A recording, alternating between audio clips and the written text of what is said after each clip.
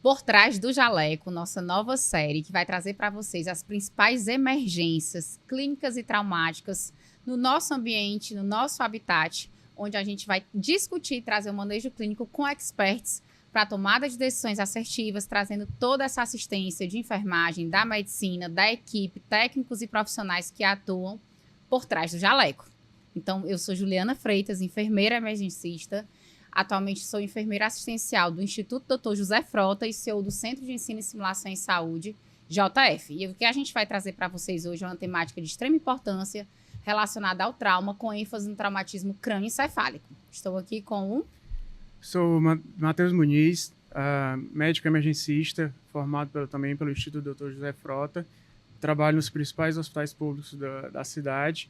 E estamos aqui para falar mais um pouco desse nosso tema que a gente vê todo dia, como sempre, trazendo assuntos didáticos, quebrando mitos, para justamente a gente trazer mais conhecimento para todos nós. E respondendo todas as dúvidas que nossos alunos de sucesso têm, trazendo dicas de sucesso também nesse contexto do trauma. Então, quando a gente fala em trauma, a gente fala da realidade aqui no nosso estado do Ceará. Para vocês terem noção, a gente recebe mais de 700 atendimentos por mês no nosso maior hospital de trauma, que é a nossa referência aqui no estado do Ceará. Quando eu falo nisso, a gente traz aí como ponto principal acidentes que envolvem moto, acidente com motocicletas. E que muitas vezes, além desses acidentes, a gente também recebe o paciente com acidentes automobilísticos. Então, essas lesões que chegam para a gente, 40% dessas lesões ocasionam TCEs graves, então lesões cerebrais graves. E isso vai impactar muito, principalmente na questão financeira, nos pacientes críticos e cuidados dentro do SUS. Então, cuidar desses pacientes requer, além de ter profissionais experientes, toda uma estrutura e, claro, que recursos financeiros, porque são pacientes que realmente dependem do sistema, há gastos e muito mais do que isso. Trabalhar a prevenção e trabalhar essas mortes que são evitáveis são de extrema importância nesse contexto do trauma. E quem é, né, doutor Matheus, esse perfil desse paciente que chega para a gente? É o que a gente recebe, principalmente agora, ó, período festivos, quando tem eventos, datas comemorativas. É o perfil do paciente que é jovem, não é isso? Aquele paciente que não usa capacete, né? Ele pode dizer, pode falar, usa o capacete aqui muitas vezes na moto. No cotovelo. A gente brinca muito. Estava usando aonde? O capacete no cotovelo. Ah, protege, né? É para não arranhar. E que muitas vezes essas brincadeiras, até que eles tiram, eles não sabem a dimensão e o impacto que é ter um trauma de cabeça. Sem falar que são pacientes também que bebem, né? Muito, na maioria das vezes, eles estão sob efeito de álcool ou até mesmo drogas ilícitas, né? Então, isso também é algo que a gente precisa nos preocupar. E quando eu falo em trauma de moto, o erro mais comum, que não é técnico, é subestimar essa gravidade. Então, eu trago aqui o Dr. Matheus para falar um pouco sobre essa questão dos mecanismos de trauma. Realmente, nossos clientes acabam sendo um perfil muito comum, né? É um paciente jovem, em torno de 20, 30 anos, que na grande maioria das vezes não está no capacete. É muito comum se ver no interior esse hábito de pilotar moto e não usar o capacete. Fora que nesses períodos o pessoal acho que não sabe o limite de quando parar, né? O céu é o limite e para eles isso é uma regra. E por muitas vezes eles chegam alcoolizados no centro de trauma. São muitos pacientes que eles têm mecanismos de trauma variados, colisão moto-carro, moto-moto, moto-caminhão. São pacientes que geralmente são politraumas, então não é só o TCE que está envolvido, eles também têm trauma abdominal, têm trauma de ossos longos, tem escapulamento. O couro cabeludo é uma parte do nosso corpo que sangra bastante e é uma área que é muito negligenciada, né? Quando a gente fala principalmente do trauma crânioencefálico, a gente tem que lembrar da doutrina de Moron Kelly, que nossa calota craniana é um sistema fechado. Nosso cérebro tem em torno de 1.200 ml, né? Em torno de 1,2 kg. E é um sistema fechado. Então, quando eu tenho um hematoma, quando eu tenho um edema, vai acabar ocupando esses espaços e a gente vai ter que controlar as pressões de perfusão cerebral, a pressão arterial média e a pressão a PIC, né, que é a pressão intracraniana. E a gente precisa justamente controlar essas três pressões para que nosso paciente não se agrave com lesões secundárias, né, principalmente com hipóxia e principalmente com hipotensão. Ótimo. Então, quando a gente fala esse contexto, foi bem pontuado, que o que a gente mais tenta fazer quando a gente recebe esse paciente, principalmente a nossa equipe, né? Medicina e enfermagem, são intervenções para que a gente possa manter essa pressão de perfusão cerebral, que é o mais importante. E dentro desse contexto, a gente faz todo um atendimento que começa lá no pré-hospitalar. Então, atendimento do SAMU, né? O atendimento de quem é leigo, que está ali próximo, tudo isso vai fazer diferença para a gente que está lá, principalmente no hospital, que é o destino desse paciente. No hospital terciário, muitas vezes esses pacientes vêm de hospitais secundários ou vêm de unidades de pronto atendimento, porque são levados para lá, né? Então, esse paciente ele precisa ter todas as intervenções que começam com o protocolo de avaliação primária, que é o que eu sempre falo para os alunos. Vai intervir? Como é que eu vou fazer essa intervenção? Coloca isso sistematizado, né? A gente vai discutir um pouquinho agora e trazer para vocês o XABCDE do trauma. A gente não pode falar de TCE sem dar ênfase, principalmente essas letrinhas, né, que realmente faz a diferença. Tenta protocolar, tenta organizar para que vocês não esqueçam. Então, quando eu falo principalmente do X, controle, a gente tem que lembrar que é uma região bastante sangrante, né, couro cabeludo. Eu já recebi paciente, inclusive semana passada, paciente que baixou a pressão arterial por conta de um sangramento em couro cabeludo, era uma lesão bem extensa, demorou muito, sangrou bastante. Então, esses cuidados iniciais para fazer um curativo, compressivo, utilizar técnicas, né, de bandagem, vão fazer toda a diferença para esse paciente, tá? E aí eu também não posso deixar de perguntar, que é extremamente importante essa comunicação em alça fechada, quando a equipe de enfermagem vai lá e pergunta para o médico: doutor, via aérea, como é que tá aqui? Vamos avaliar. Esse paciente não tá com a via aérea pérvia.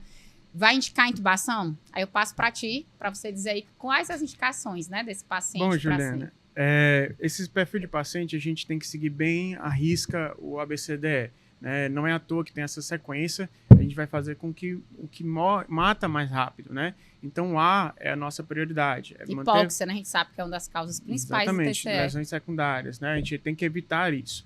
Né? Então, a gente tem que manter a nossa via aérea patente. O Glasgow é uma escala de coma que foi elaborada por TCE, por trauma crânioencefálico. A gente acaba esticando mais para as outras patologias, mas ela foi criada para o trauma. E ela serve como uma referência para a gente para saber se esse paciente está tendo patência ou não da via aérea. O Glasgow abaixo de 8, na grande maioria das vezes, se não tiver alguma intervenção que eu possa fazer mais rapidamente, como, por exemplo, uma hipoglicemia, eu estou repolando glicose, um paciente, por exemplo, que está hipotenso e eu preciso fazer uma reposição volêmica, né? Eu vou precisar, se for exclusivamente pelo TCE, eu vou precisar manter essa via aérea definida. E aí tem que ser a minha prioridade aí. Tá?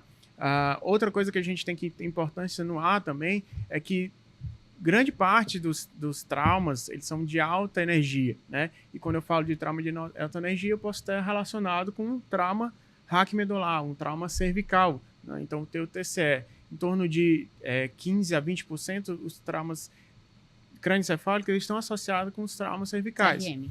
E aí eu vou precisar fazer uma boa imobilização da minha região cervical. Então, a intubação, por exemplo, ainda tem que ter essa preocupação de eu intubar protegendo o meu pescoço, tá? Até o momento que eu com os métodos manuais, né? Utilizando as mãos, a manobra de jaw thrust, né? Tudo isso. Na grande maioria, eu não vou ter uma tomografia antes para saber se o paciente tem lesão. Ótimo. Então, na dúvida, ProRel. Sempre pensar que esse paciente possa ter uma lesão cervical e ser prevenido. Já que nossos pacientes não são prevenidos, a gente tem que prevenir por eles. A gente tem que pensar neles sempre. Pensa mais neles do que eles mesmos, né? Porque como diz, né? 24 horas de proteção à vida dos outros, né? Acho que a nossa vida toda como plantonista, por trás do jaleco, é dizer que a nossa vida é proteger a vida dos outros. A gente se preocupa muito, isso é uma responsabilidade social. Um ponto importante também que a gente não pode deixar de falar e mencionar é o trauma facial. Né? Eu acho que tem que dar ênfase também a esses pacientes que têm grandes traumas, principalmente quedas de moto, colisões, eles batem muito essa região de face, né? Então são regiões também, ferimentos sangrantes, que geralmente estão associados ao TCE. A gente tem, inclusive, muitos traumas que são associados à obstrução por corpo estranho, né? Aquele pedaço de dente, fragmento, resto do ambiente ali, mato, a terra, acaba o paciente fica com aquilo na via aérea, próprio sangramento, e ele pode, inclusive, broncoaspirar e aquilo lhe prejudicar a ventilação. Cuidado nosso, né? Principalmente, eu preciso falar, vocês, jovens, enfermeiros, alunos de sucesso, Não esqueçam, né? Vai preparar ali a intubação, tem que ter tem o site P's, né, do preparo, lógico, mas a gente tem um papel extremamente importante, essa organização, preparo, equipamento, intubação, laringoscópio, medicações, tudo é feito por nós, enfermeiros, pela nossa equipe, né, junto com os técnicos de enfermagem. Então, aspiração é extremamente importante você ter o equipamento já deixar funcionando, porque se não funcionar, o que o médico vai dizer? Enfermeira, né? Sobra pra gente, viu? Mas nós trabalhamos em equipe, isso tem que ser compartilhado. Então, quando um esquece, a equipe toda sai perdendo. Isso é responsabilidade do médico, do enfermeiro e de toda a equipe que está ali à volta. Show. Então, assim, já prepara material, já garante também ali os recursos, né, para uma oxigenoterapia. Tem uma dúvida até que muitas vezes perguntam, né? Todo paciente de trauma, principalmente TCE, tem que fazer oxigênio a 100%? Não obrigatoriamente. O importante é, como eu falei, a gente prevenir a lesão da hipóxia. Então, eu preciso manter essa saturação dele em torno de 94%. Né? Então, algumas literaturas falam 92%. Né? Eu já vi 92%, exato. Por exemplo, a gente vai falar mais para frente em choque, mas a pressão, manter uma sistólica em torno de 100, 110. Né? Paciente mais idoso, a gente acaba sendo mais permissível, essa pressão um pouquinho mais alta, justamente para evitar essas lesões secundárias. E lembrar que, já puxando um pouquinho da letra do B... Vamos pro B, falar um pouco, né, da boa ventilação. A gente tem outras lesões secundárias que eu posso ter aí. Um pneumotórax pode estar associado, um hemotórax. E aí eu tenho que saber, na hora da minha avaliação, se eu vou precisar intervir com esse paciente. Se eu vou precisar fazer uma punção, se eu vou precisar fazer um dreno, certo? Porque pós-intubação, isso pode prejudicar a minha ventilação. Um paciente com pneumotórax, depois que você começa a pressão positiva, ele vai ficar cada vez mais instável hemodinamicamente, vai precisar mais de oxigênio, pode piorar esse pneumotórax. Então, a gente precisa ter esse cuidado para não causar iatrogenias, né? E aí, a gente identificando, reavaliando sempre para ver se essas lesões não acabam aparecendo para a gente, né? Ótimo. Quando a gente fala, então, na questão do item C, que é a circulação, né? Lembrando que a gente tem esse protocolo, é o XABCDE, mas muitas vezes a gente já, naquele momento ali, a gente acaba, por ser uma equipe, né, Matheus? A gente acaba, por exemplo, ele lá no ar, ele sentiu a necessidade de fazer o Glasgow. Ah, mas eu vou esperar até o D? Não. Quando é trabalho em equipe, quando nós estamos dentro da sala vermelha, principalmente atuando, a gente já pode fazer ações que são paralelas. Isso não vai deixar de fazer o protocolo, quebrar. Mas na hora que eu tenho ali também a letra C, eu já posso pensar, enquanto eles estavam ali fazendo a avaliação, o enfermeiro, o técnico, né, que a gente tem que falar também da importância desse profissional nesse ambiente, né, que é de extrema ajuda, são eles que também estão ali o tempo todo conosco. E ele já pode ali, de repente, fazer um acesso venoso, de preferência um acesso calibroso, um gel com 18, né? Calibroso. Então, eu sou de uma época, eu sou jovem, né? Não me diga, aqui, ó, minha cutis. Mas eu sou de uma época que eu funcionava, né, 14, 16, e hoje a gente já não tem mais essa necessidade, né? No paciente com trauma. Claro que tem situações, mas no 18 já resolve. O importante é que tem esse acesso para já fazer justamente essas medicações. E aí entra no ponto importante, né? A avaliação do C. A gente avalia a pele, perfusão, o tempo de enchimento capilar, a gente avalia se esse paciente também tem sinais de choque, porque aí, além do TCE, a gente pode ter, como o doutor Matheus já falou, traumas secundários, né? Então, trauma multissistêmico. E um ponto importante que eu sempre vejo, sabe, Matheus? E que é uma dúvida também na hora que eu funciono, qual a solução, qual cristalóide que nós vamos administrar? Isso é uma dúvida que eu tinha, que eu tirei, fui buscar junto também lá no JF, mas também os meus alunos da pós-graduação perguntam bastante. Vou fazer o ringue lactato ou soro fisiológico? O que é o correto mesmo é a gente manter a euvolumia desse paciente, né? A gente sempre manter uma pressão em torno, a sistólica, como eu falei, em torno de 100, uma PM acima de 65. Então, se eu vou fazer ringue ou soro fisiológico, nesse primeiro momento não vai fazer tanta diferença em termos de mortalidade. O que a gente deve lembrar também é que uma das preocupações que a gente tem com esse paciente é o sódio. Sempre manter um sódio entre 135 e 145, justamente para não mexer tanto com o edema cerebral desse paciente, né? Piorar a lesão cerebral desse paciente. E aí acaba a gente podendo utilizar o soro fisiológico como um ataque que a gente pode fazer com a salina, o NaCl é 20%, por exemplo, que a gente utiliza justamente para evitar lesões neurológicas mais para frente. né? Como, por exemplo, o NaCl é 20%, a gente usa em torno de 30 a 60 ml. E a solução salina, que a gente pode deixar, inclusive, em manutenção, a gente sempre bota numa regra de 1:9. Uma ampola de NaCl é 20% para 9 de soro fisiológico. Uma regra prática aí para vocês, que serve como dica, 50 ml de NaCl é 20% com 450 ml de soro fisiológico. Matheus, e sabe por que às vezes eu questiono? A gente recebe muitos pacientes do interior, né? Mas eu também gostaria de parabenizar. A nossa rede, ela melhorou muito, porque hoje há uma descentralização desses hospitais.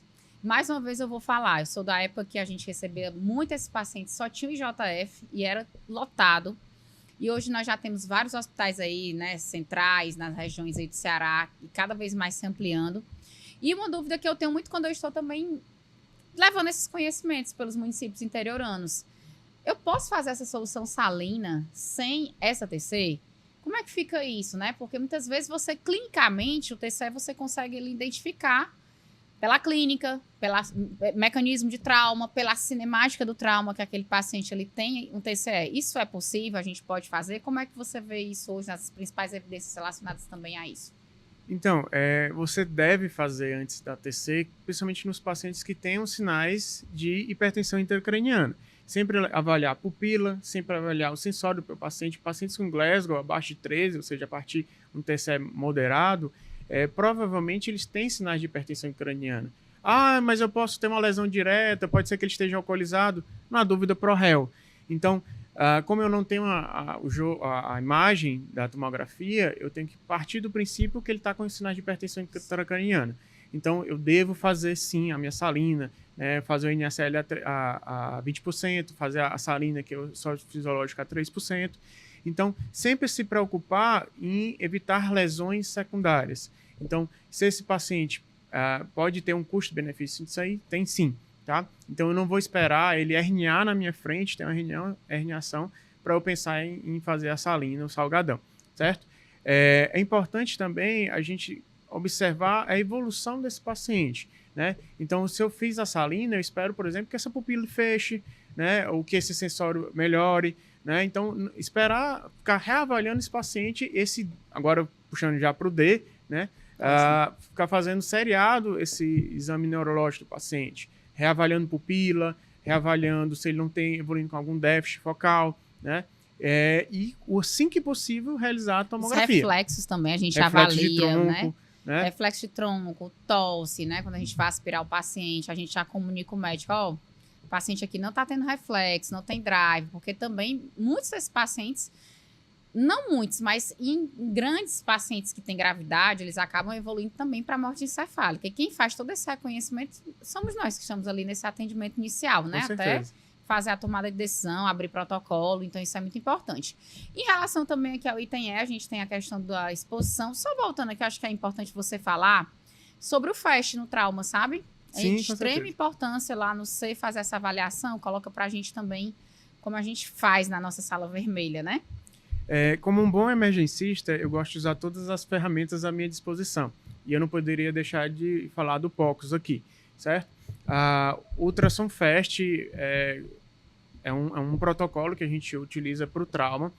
E o ultrassom, de uma forma geral, eu acredito que vai mudar a nossa realidade, tanto na medicina, na enfermagem. Lembrar, os enfermeiros são capacitados para fazer esse tipo de avaliação também. A gente tem até nosso curso, né? Que a gente é pioneiro aqui no Ceará, que faz uso do ultrassom para os enfermeiros. A gente já vai para a 6ª turma, já tem mais de, acho que 70 profissionais, todos habilitados na portaria, que é justamente para utilizar. As pessoas acham que o ultrassom é só o médico. Pelo contrário, eu uso bastante.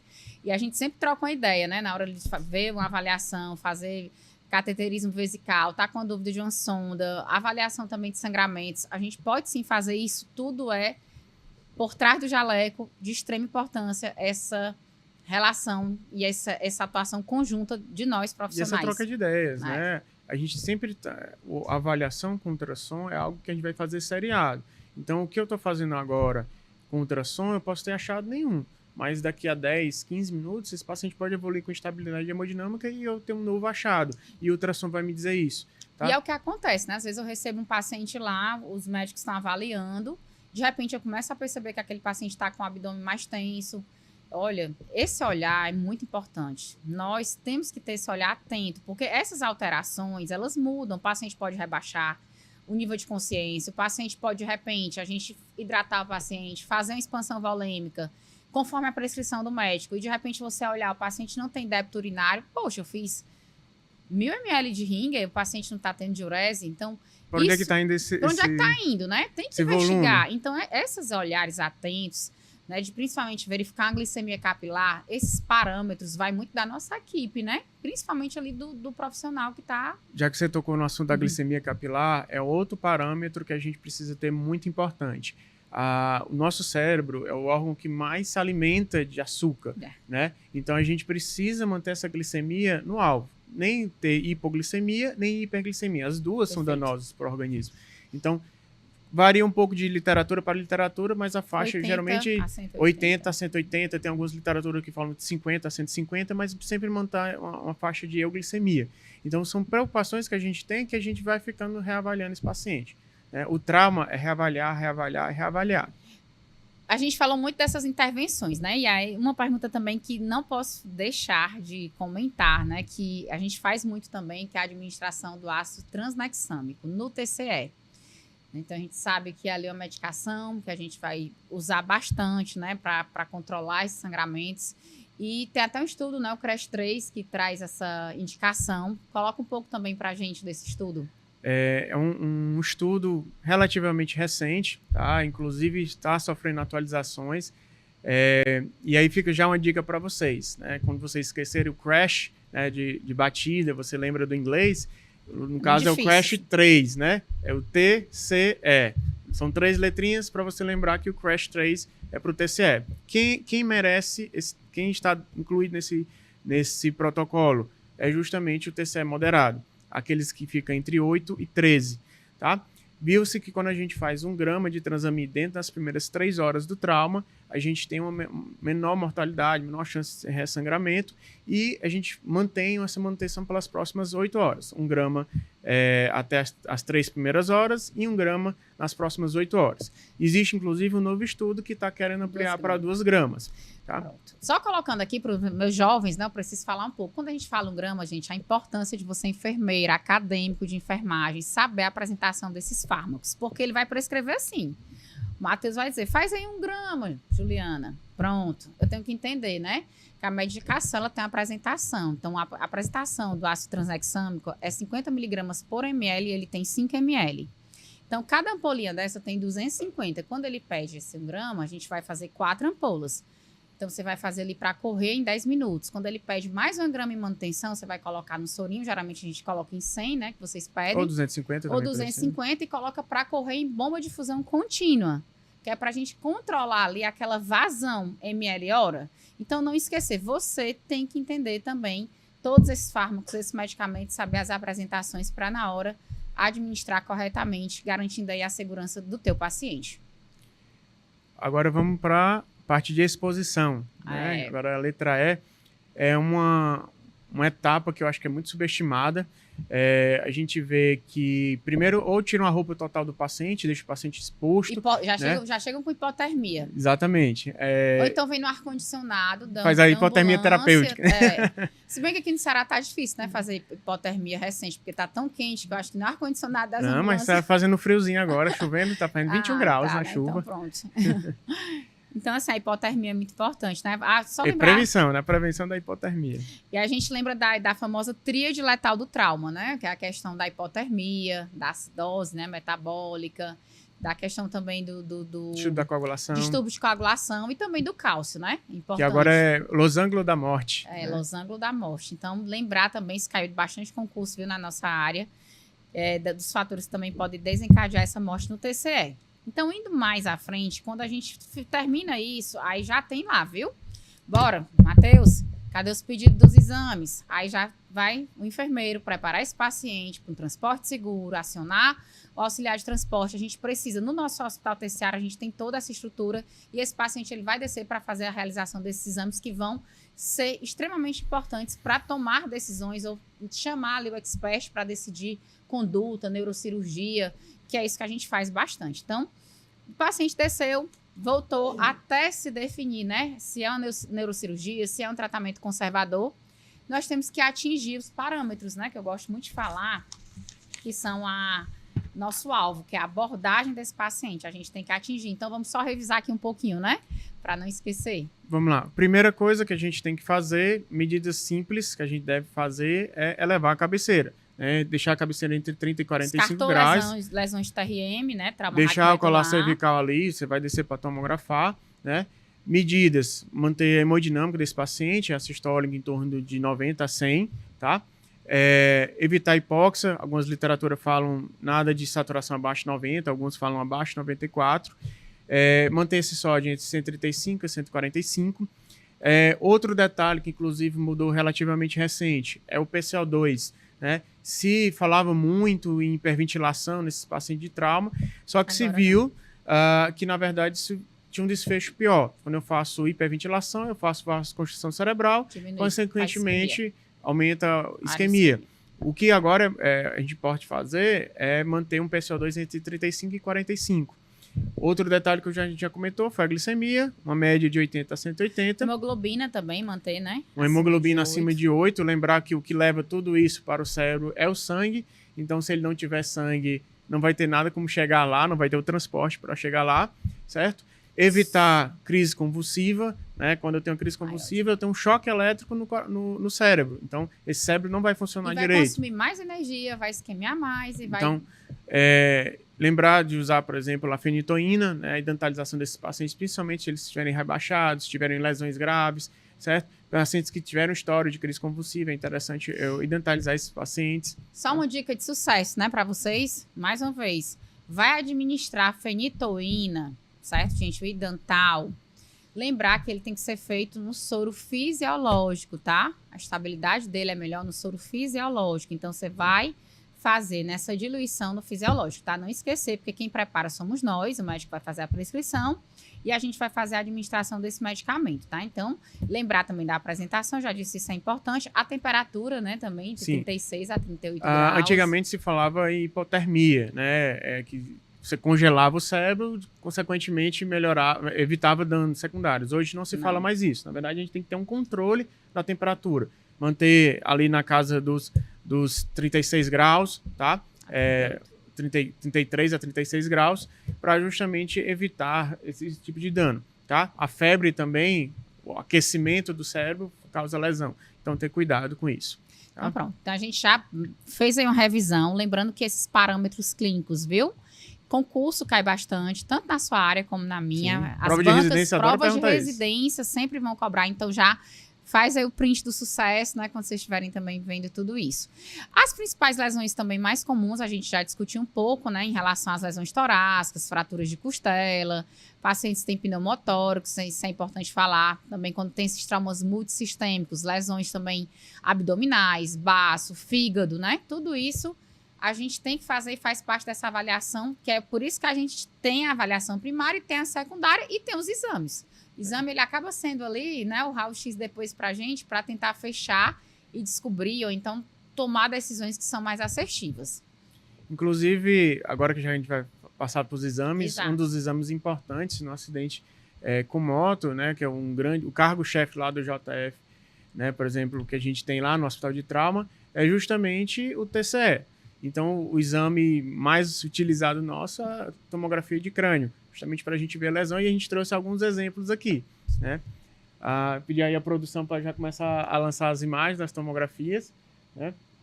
Só lembrando, né, que existem várias fraturas, né? Fraturas de crânio, certo? A gente tem equimose também, que tem sinais clínicos de um paciente com TCE. Então, a gente sabe logo que o paciente teve um TCE. Olho de guaxinim, aquele hematoma periorbital, certo? Pode passar a próxima. Próxima imagem. Por exemplo, essa imagem de tomografia que a gente trouxe aqui, certo? A gente observa que tem um afundamento craniano, a gente já tem aqui um hematoma subdural, tá? A gente perde uma diferenciação da substância cinzenta com a substância branca, então a gente já vê que é uma lesão grave. Tem vários marcadores de lesão grave. Então, esse paciente aí, Desvio de linha média. é interessante que esse paciente já tenha a sua via aérea protegida, é interessante que esse paciente já tenha as medidas para neuroproteção, tá? E, então, temos muitos achados que provavelmente esse paciente vai evoluir para intervenções cirúrgicas, né?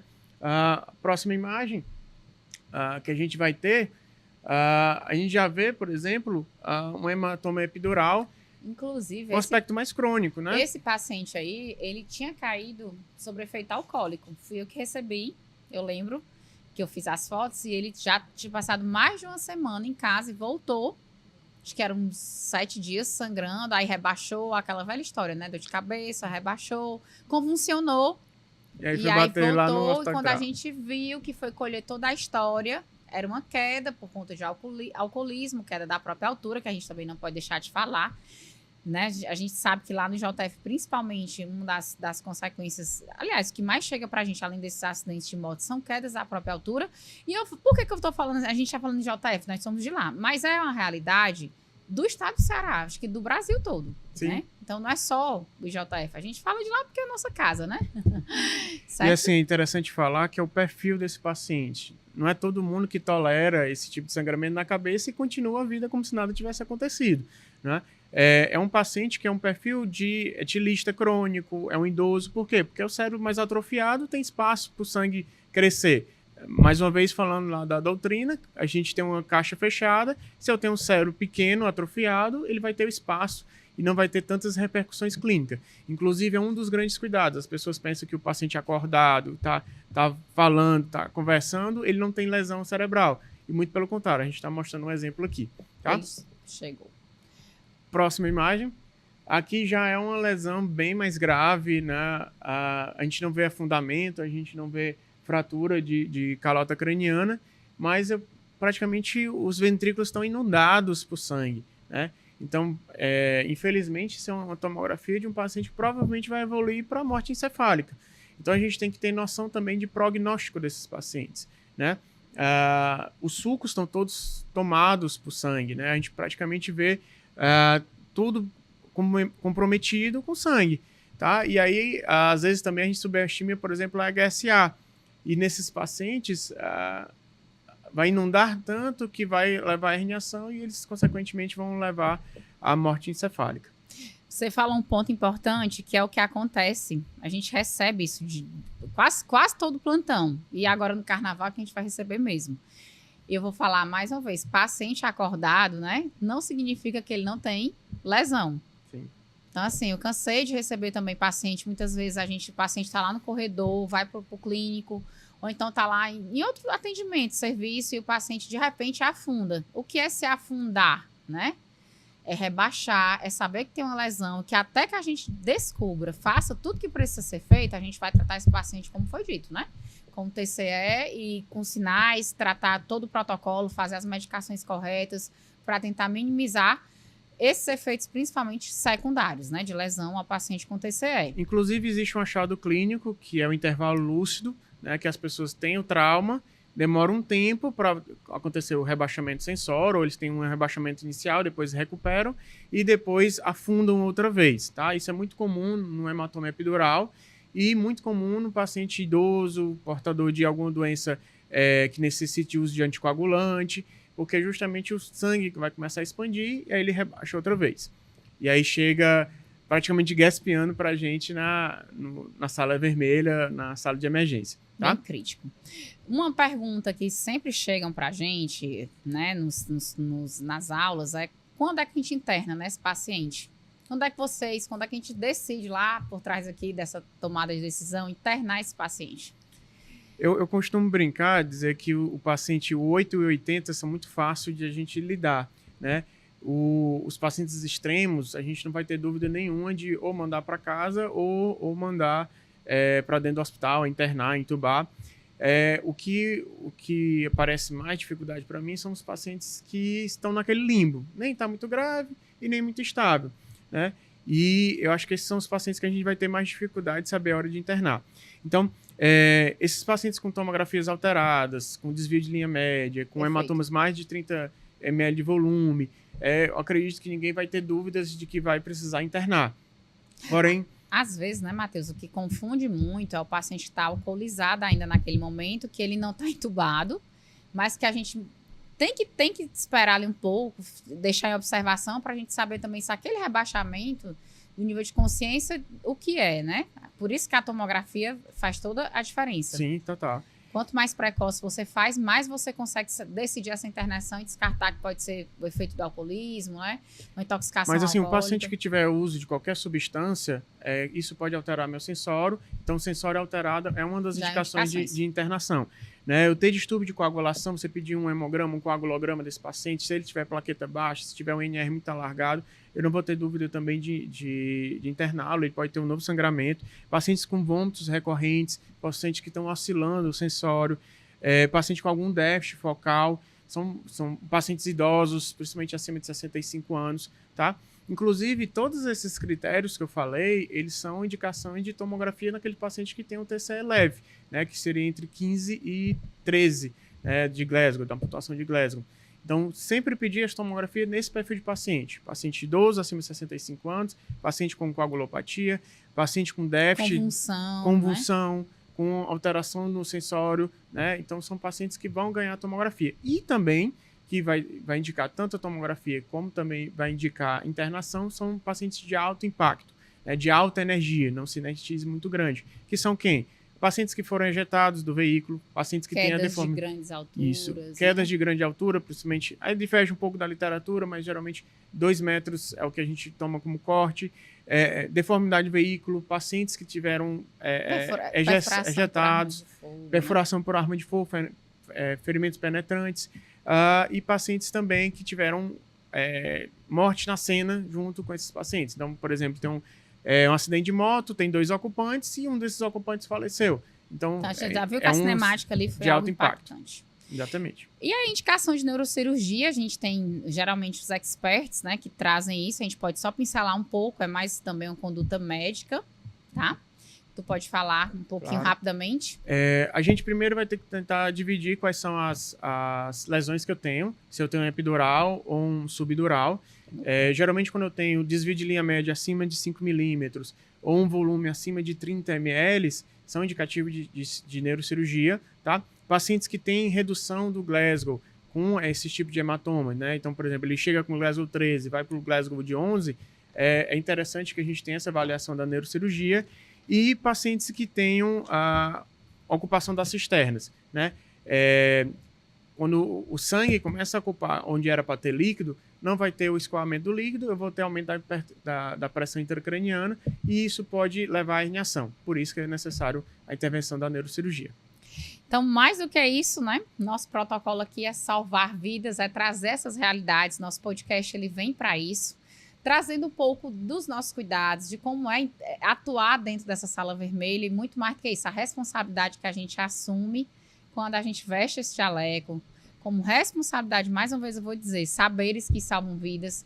E essa interface é o que a gente quer, trazer para vocês os pontos principais, tirar dúvidas, então vocês vão poder depois deixar nos comentários, colocar nas caixinhas de pergunta todas as dúvidas relacionadas ao paciente com TCE, para que a gente possa cada vez mais também fortalecer esse atendimento e mais do que isso, o que a gente quer é trazer essa atuação conjunta. O que é mais importante, o que salva vidas é você estar do lado de profissionais que tenham naquele momento ali o mesmo raciocínio, o conhecimento, e mais do que isso, eles possam se comunicar adequadamente e tomar decisões assertivas. Falar o mesmo idioma, né? Quando a gente se qualifica, a gente acaba conseguindo manter a mesma produção e lembrar que isso, tudo que a gente faz, todos esses tempos de estudo, tempos voltados na cadeira, cansando as pestanas, né? É justamente para trazer o melhor para o nosso paciente, evitar iatrogenias, evitar lesões secundárias.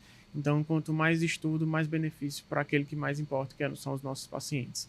Já fica, então, um convite aí para os nossos próximos episódios da nossa série Por Trás do Jaleco. Também vou abrir caixinhas para saber o que vocês querem, que a gente discuta e traga as principais evidências. A gente também vai providenciar um banco, né, de artigos para que vocês também possam ter essas evidências que a gente falou durante o podcast, porque isso é importante. Isso aqui, 40 minutos falar de TCE, não é nada diante do que vocês precisam ler, a fisiopatologia, e aos livros de referência, livros que são base para que vocês cada vez mais possam atuar.